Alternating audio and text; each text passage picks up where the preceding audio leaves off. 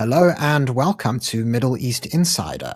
I'm your host, Matthew Cohen, and today I have the pleasure of speaking with Jonathan Tobin, the Editor-in-Chief of JNS, Jewish News Syndicate. Jonathan, thank you for taking the time to speak to me today. How are Great to you? be with you. Thank you. Thanks very much. So just to set the groundwork for our discussion today, we've seen how everybody seems very fixated on the physical war between the US and Iran and Israel. But while the war is going on, we've seen a rampant rise in anti-Semitism, particularly in the US and the West.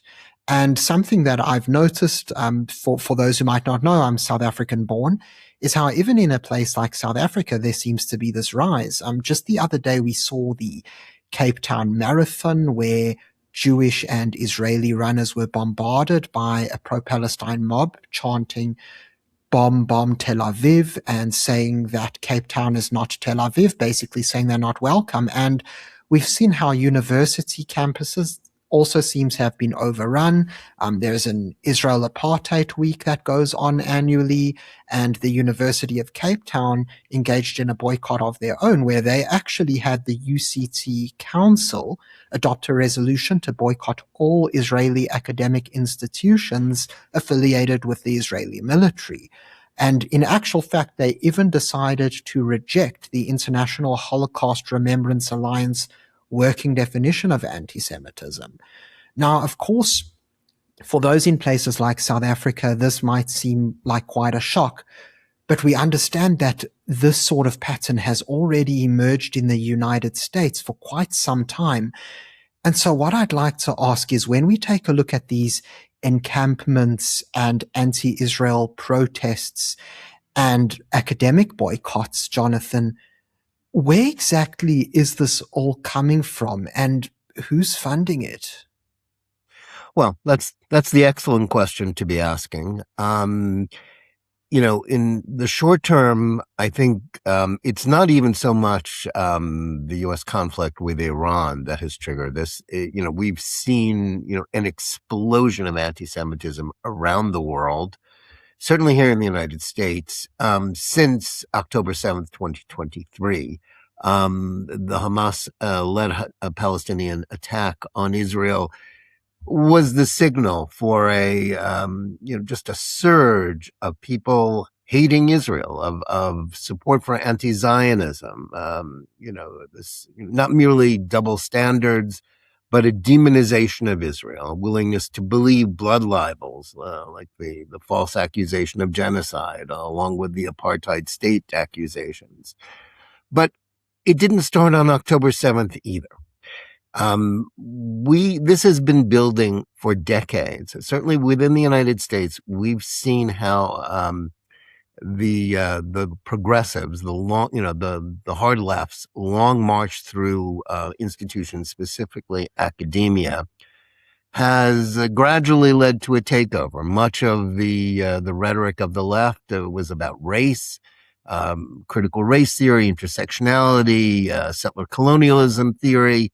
All of it seemingly directed at other targets, but always then focused in on the Jews and the false charge that Jews and Israel are white oppressors in this, Manichaean view of the world in which everybody is either a white oppressor or a person of color who is a victim, no matter what either side actually does in the real world. And much of the script that has been recited by these mobs on American college campuses or places like South Africa or in Europe was actually written for them in the 1960s and 70s by Soviet propagandists. Anti-Zionism as a mass movement, as a talking point, was really a Soviet invention. It was designed to suppress Jewish dissent at home and to attack America abroad. Obviously, it has outlived the Soviet Union and has been adopted by the hard left and in their, bizarre red-green alliance of Islamists and Marxists. And that set, the foundation for all of this, from the river to the sea, calls for Jewish genocide and calls for terrorism against Jews everywhere, globalized the Intifada. That is where its roots are at. And, if we wonder why college campuses, exploded in this way after an event that should have set off sympathy for Israel and criticism of its opponents, it's because of this mindset that deems Israel always in the wrong no matter what it does, and the Palestinians always in the right no matter how egregious their conduct, no matter what atrocities they're committing. That's the only explanation for this, and that's where it all comes from. Something that you mentioned that's really astonishing to me is the Soviet propaganda playbook that really seems to influence this entire thing.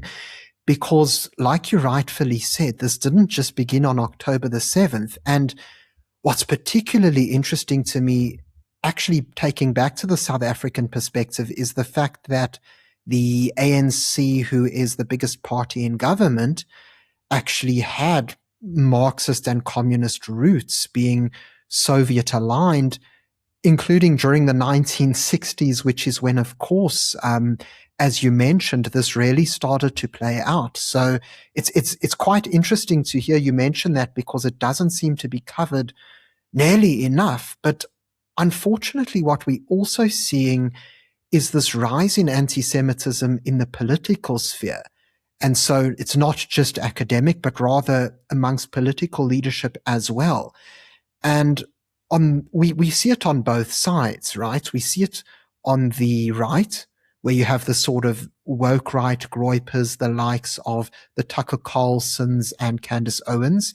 Yet we also see it on the left, where we have Rashida Tlaib, for example, or Ilan Omar, and then more recently the shocking remarks being made by Maureen Galindo, who, of course, you referenced in your recent article on JNS, Jonathan. And for that reason, I'd actually like to ask you about this piece that you wrote, which is titled "Republicans Are Fighting a Battle for Their Souls, Democrats Already Lost." So what I'd really like to know, first of all, is what is this major difference between the Republicans and the Democrats? Why is it that the Republicans still have a chance at saving their party, whereas it seems as if all hope is lost on the Democrat side?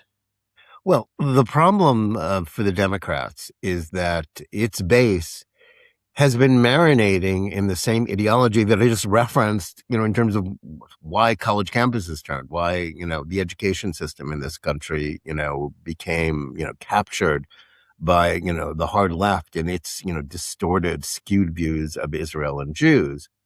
That's the base of the Democratic Party. And it's been building for 20 years. A lot of us have been writing about it. There was this, viral moment in 2012, if we can go back, 14 years, at the Democratic National Convention, when there was, an effort to pass a resolution. This is when Obama is running for re-election, and he's, that was during his sort of Jewish charm offensive, as I termed it then, when he was sort of making up to, after 4 years of, spats with Israel and sniping at it. He was promising that he would never allow Iran to have a nuclear program and pledging support for Israel. So at the Democratic Convention, there was a moment where they were going to pass a resolution declaring Jerusalem to be the capital of Israel, which of course was not Obama's policy. And it was a voice vote. And the delegates who, represent the people who go to these conventions and who get elected as delegates, not necessarily the office holders, they're the grassroots people. And so they were asked by voice vote to give this resolution, supporting Israel. And, it was ayes and, noes. And it was clear that the majority of the people in the arena were against it. And the then mayor of Los Angeles was like, who was conducting the session, was like, wait a minute, no, that's not right. You're all supposed to vote for this. And so he tried again and again. It was overwhelmingly no, but he said, well, the ayes have it, which was a joke. I mean, convention platforms aren't very meaningful in America, but it was a signal. It was the tell, the quiet part out loud, saying the quiet part out loud, that the base of the Democratic Party was not going to go along with pro-Israel sentiments. And that has grown and grown and grown. So when you see, later in that decade, when, the squad, people like Alexandria Ocasio-Cortez and Ilhan Omar and Rashida Tlaib get elected to Congress, and now there is a small but vocal and but very fashionable and sort of the rock stars of the party who are group in the party of office holders who are anti-Israel. That's the crack. That's, the crack in the dam before it starts to explode and flood. And in the years since 2018, when, the squad first gained election to Congress, it's just their ranks have grown. And it's clear that the Democratic Party, the leaders, the people who used to be thought of as nominally pro-Israel, the Senate Minority Leader, Chuck Schumer, who likes to, when he speaks to Jewish audiences, he says he's the Shomer of Israel, and but then he always betrays Israel when it comes to policy. They're afraid of their base. They know that their voters are not for Israel, and the polls show, the annual, Gallup poll of sentiment about Israel. The Democrats have been kind of iffy about Israel for the last 20 or 30 years, but now it's like 70, 80% anti-Israel. And that's why, Maureen Galindo went a little too far, saying she was going to imprison and castrate, Zionists, and even, AOC and, Hakeem Jeffries, the House Minority Leader, said, no, that's a little too much for us. And, she wound up losing, in that Texas primary. But overall, you have people like Graham Plattner, who's, basically a, Nazi, he has a Nazi tattoo, vicious anti-Israel figure. You can look across the board. These are, those sorts of sentiments are mainstream. And the liberal press, which they look at the New York Times, not even just, the blood libel that they recently published about, where they're claiming that Israelis are trading dogs to rape Palestinian prisoners, which is, insane. It's that anti-Zionism is routinely printed in that paper every day. It's that is the sea in which Democrats are swimming.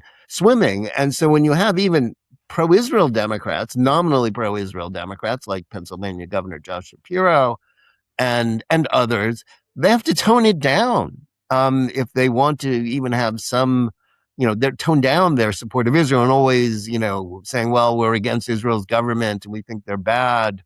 The truth is, it's very hard for Jewish Democrats and pro-Israel Democrats. They are the outliers in their party now. The situation among Republicans is different. It is true that the podcaster class, the influencers on the far right, Tucker Carlson, the even crazier Candace Owens and the Groyper Nick Fuentes, and their enabler, the ones mainstream Megyn Kelly, they are engaging in smears and libels of Israel and enabling and often uttering anti-Semitism themselves. And they speak to young people who get their news, and opinion from their TikTok feeds and don't really know what's going on in a conventional way. And so that's not, that they're a significant factor, but again, they're maybe 25, 30% of the Republicans. The vast majority of Republicans, 70, 80%, are still pro-Israel. Evangelical Christians are still pro-Israel. President Trump is pro-Israel, and the overwhelming majority of Republicans are on President Trump's side. And if you don't believe me, just look at the primary results across the country this year. Anybody that Trump doesn't like loses, no matter who they are. The polling in this country on Israel is huge. Now, majority of Americans are not pro-Israel anymore, at least according to the polls at the moment. That is but it's the majority of Republicans are still overwhelmingly pro-Israel, not as much as perhaps they were a few years ago, because everybody is sort of swimming in this sea of increased anti-Semitism. The Overton window of acceptable discourse has been moved to allow things that no one would have said 5, 10, 15 years ago, when nobody would have uttered these anti-Semitic libels or treated anti-Zionism as something that decent people engaged in. But Republicans, so when I say Republicans are fighting a battle for their souls, they are. Tucker Carlson is not nobody. He's somebody. He has a loud voice. And he used to be much more important when he was, on a mainstream network like Fox News and was sort of a tribune of conservatism, especially back in 2020 and a supporter of President Trump. He's much more marginal now, but he still has a big following. And all of these crazy podcasters engaging in anti-Semitism, they have followings and they have a foothold in the political establishment. Vice President J.D. Vance, who is a close personal friend of Tucker Carlson, has, said that he's basically neutral in these dispute about whether Carlson is an anti-Semite or not. He is still, in theory, the front runner to succeed President Trump. And, President Trump only has 32 more months to be president. So, it's not like it's, baked in the cake that the Republicans are going to stay overwhelmingly pro-Israel. But the fact is the majority of Republicans are still pro-Israel. And, when you look at the office holders, now that Thomas Massie, the, libertarian extremist and anti-Semite, was defeated in Kentucky, there are no more and Marjorie Taylor Greene, the even crazier former representative in Georgia. The Republican caucus and the House of Representatives is uniformly lockstep pro-Israel. They're still the majority. So that's a lot. The Senate is still, overwhelmingly pro-Israel when it comes to the Republicans. Not so the Democrats. So there is a battle that's being fought for the future of the Republican Party. I wouldn't say, the pro-Israel side is far from doomed. They're still the majority. There's no reason why they should lose. So they're fighting for their souls. But the truth is, what's going on the other side of the aisle is that the pro-Israel Democrats, someone like John Fetterman, he's an outlier. And I'm not sure he's even going to try to run for re-election. No one thinks he can win a Democratic primary. So it's clear the Democrats are becoming the anti-Israel party. Republicans are still the pro-Israel party. Now, that's bad for Israel because there used to be, at least in theory, a pro-Israel bipartisan consensus. That's gone with the wind. The question is whether Republicans will stay, will stay, in where they are and not succumb to the tide of anti-Semitism. I think there's more than an even chance that they will remain pro-Israel. The Democrats right now look like mostly a lost cause. I don't see any way. People like Zoran Mamdani, who is both an Islamist and a Marxist, he's popular among young Democrats, and popular with the Democratic base and Democrats who are sort of mainstream and, and utterly opposed to Marxism and Islamism. They tread very carefully around him. So that's the difference between the two parties. And that's the situation American Jews and supporters of Israel are facing in the United States. To say, America's a lost cause, that's not true. This is not Britain. This is not France. This is not any of these other, let alone South Africa. Sure. I would say most Americans, although the polling is bad right now because of, the libels about, the war and what happened, and post October 7th, support for Zionism is baked deep into the political DNA of this country. Tens of millions of Americans who are Christians are instinctively supportive of Israel. So there is, Jews are far from alone. Zionists are far from alone in the United States. And right now they have the support of the President of the United States and the party that owns the majority in both houses of Congress. That latter point might not be true next January after the midterm elections, but we'll see. So, all is not lost, but, we're fighting. We're in a fight right now. But the fight is with one of the parties on the side of, the overwhelming majority of Republicans are still pro-Israel. The overwhelming majority of Democrats are anti-Israel or frankly openly anti-Zionist and okay with anti-Semitism, and that's a shocking development.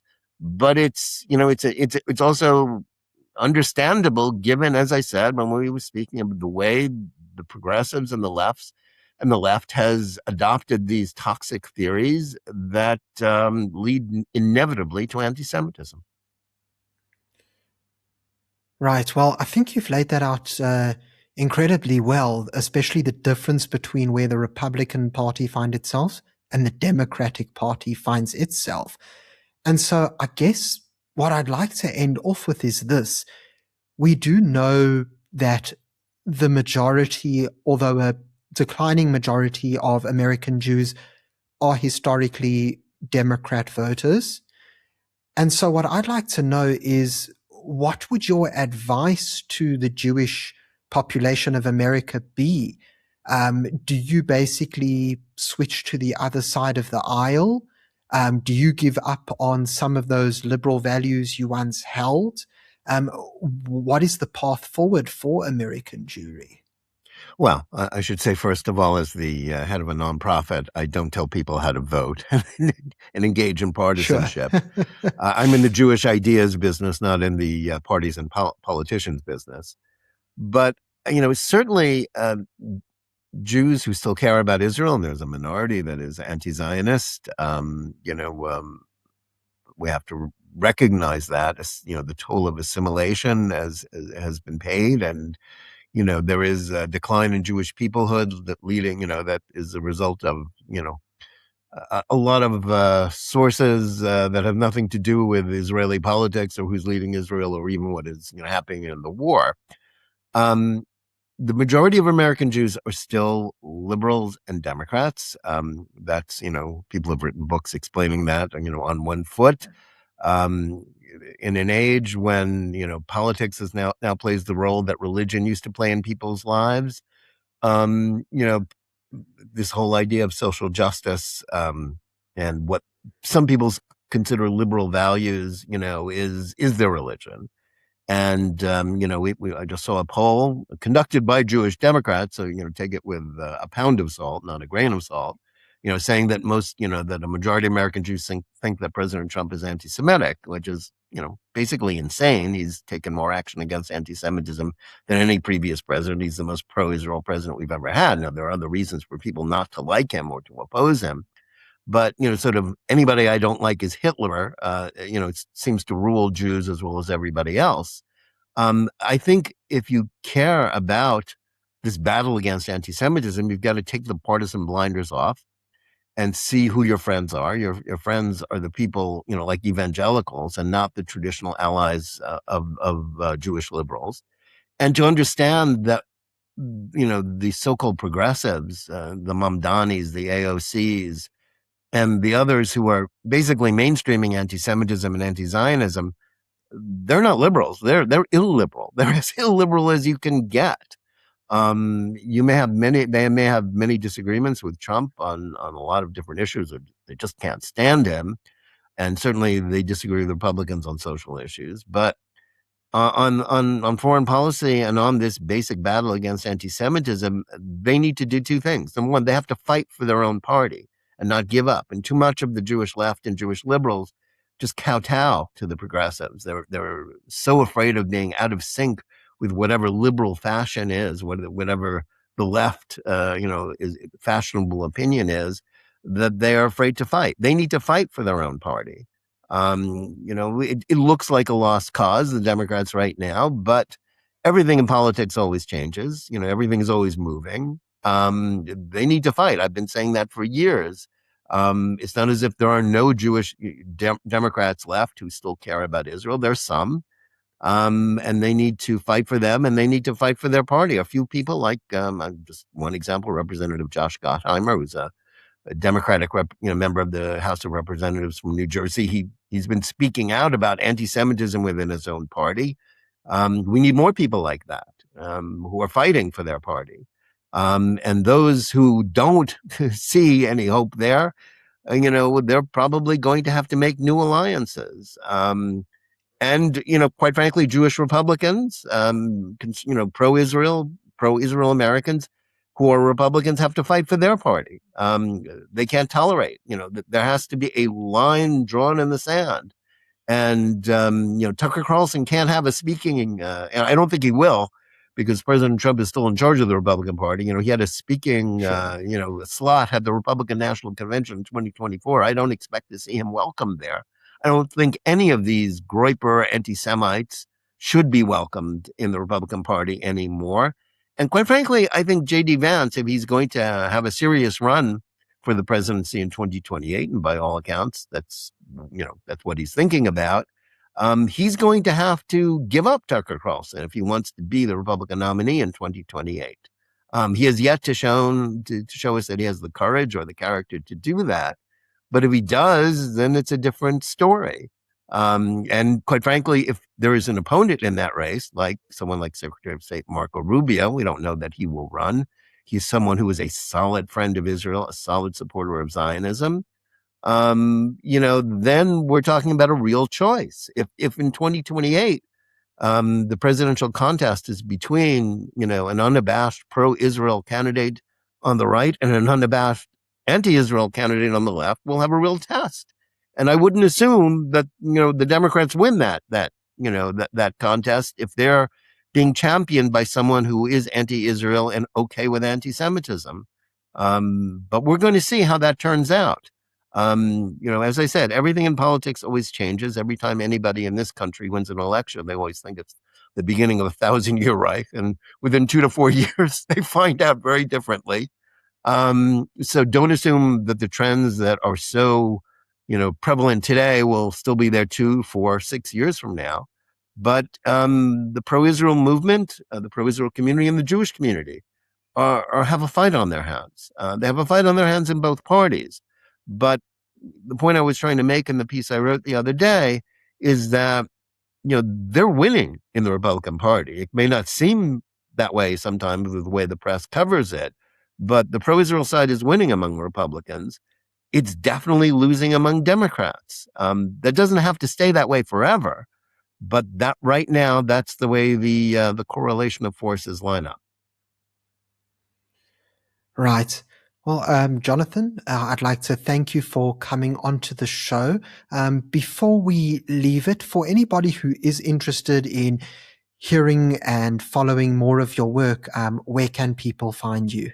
They can go to jns.org, Jewish News Syndicate, which is a 24/6 news source, everything about Israel, the Jewish world, politics. Sign up for our twice-a-day newsletters. You can go to YouTube and watch JNS TV. I host my own Think Twice podcast as well as a daily podcast on the audio podcast platforms. And we have many other great podcasts with other, wonderful hosts, Ruthie Bloom, Mark Regev.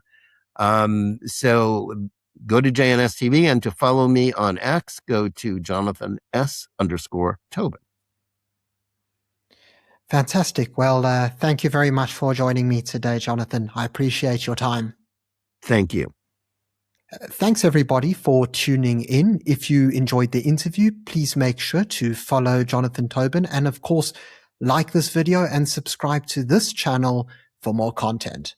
Until next time, I'm Matthew Cohen, and this is Middle East Insider.